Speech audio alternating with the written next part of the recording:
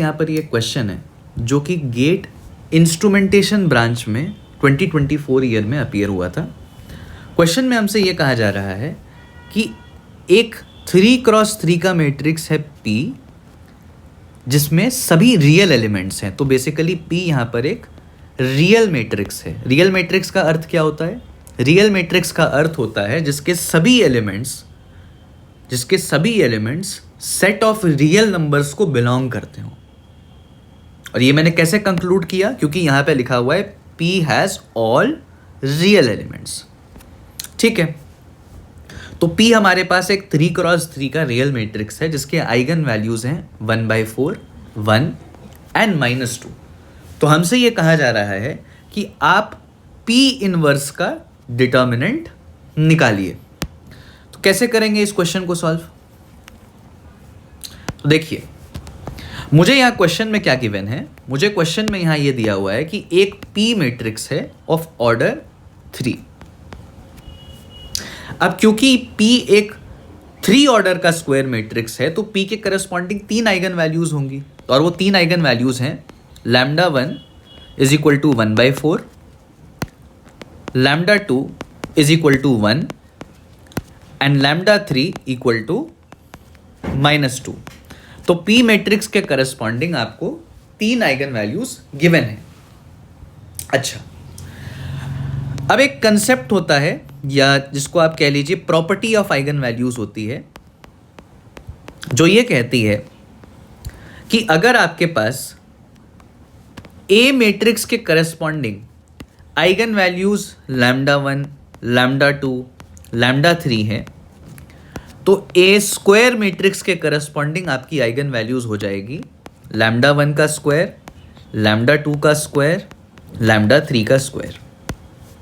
Similarly अगर आपके पास A cube matrix है तो उसके करस्पॉन्डिंग आइगन वैल्यूज हो जाएंगी λ1 क्यूब, λ2 क्यूब, λ3 क्यूब। बेसिकली इसको एक्सटेंड करते हुए मैं ये आपको कह सकता हूं कि अगर आपने A मैट्रिक्स को n पावर से रेज किया है तो ऐसे मैट्रिक्स के करस्पॉन्डिंग जो आइगन वैल्यूज होंगी वो भी n पावर से रेज्ड हो जाएंगी।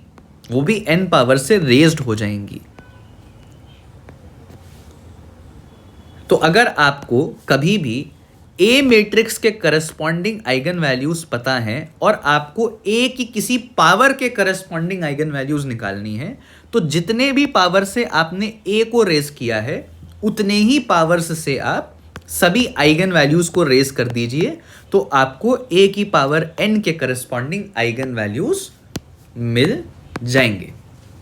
तो ये हमने कंसेप्ट को यहां पे समझ लिया है। अब इस क्वेश्चन को हम सॉल्व करने के लिए इक्विप्ड हैं। देखिए, क्योंकि आपको यहां पर A के करस्पॉन्डिंग A मैट्रिक्स यानी यहां पे जो P मैट्रिक्स है इसके करस्पॉन्डिंग आइगन वैल्यूज गिवन है और अगर P मैट्रिक्स के करस्पॉन्डिंग आइगन वैल्यूज λ1, λ2 और λ3 है तो मैं P इनवर्स के करस्पॉन्डिंग भी आइगन वैल्यूज निकाल सकता हूं।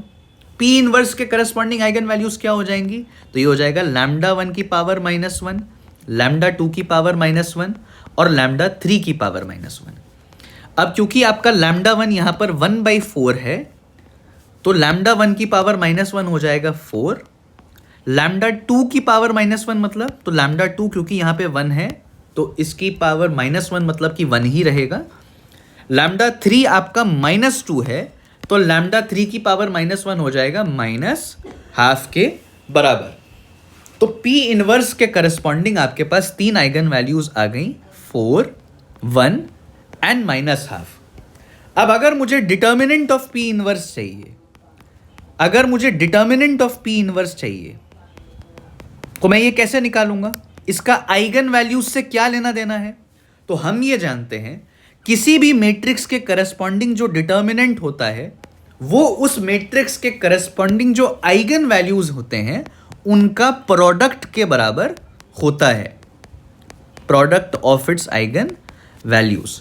तो अगर आपको P इनवर्स का डिटर्मिनेंट चाहिए जो कि क्वेश्चन में आपसे मांगा जा रहा है तो आप P इनवर्स के करस्पॉन्डिंग जितने भी आइगन वैल्यूज हैं उनका प्रोडक्ट निकाल दीजिए।